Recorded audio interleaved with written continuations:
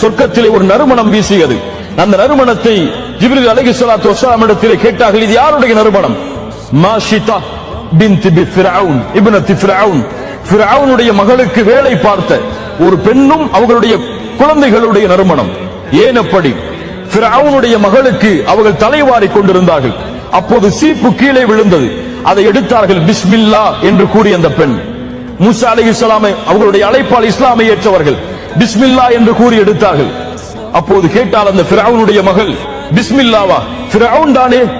சொன்னார்கள், ரப்பி வ ரப்புகி வ ரப்பு அபீகி அல்லாஹ், என் இறைவனும் உன் இறைவனும் உன்னுடைய தந்தையின் இறைவனும் யார்? அல்லாஹ்.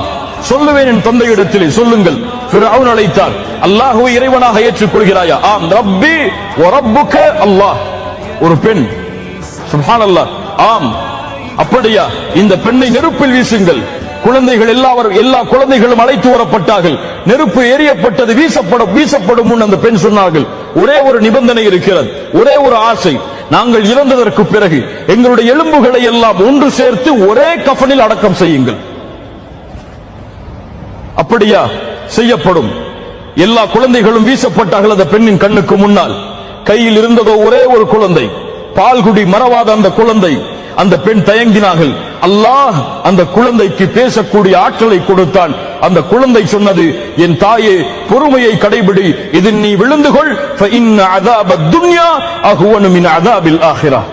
இந்த உலகத்தின் வேதனை மறுமையின் வேதனையை விட குறைவானதுதான்.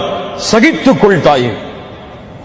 அல்லாஹ்வுடைய தூதருக்கு இதில்தான் பாடம் இருக்கிறது. உலகத்தின் வேதனை, சோதனைகள் எதுவும் சோதனை அல்ல, மறுமையின் வேதனை தான் மிகப்பெரியது. அதிலிருந்து அஞ்சி வாழுங்கள்.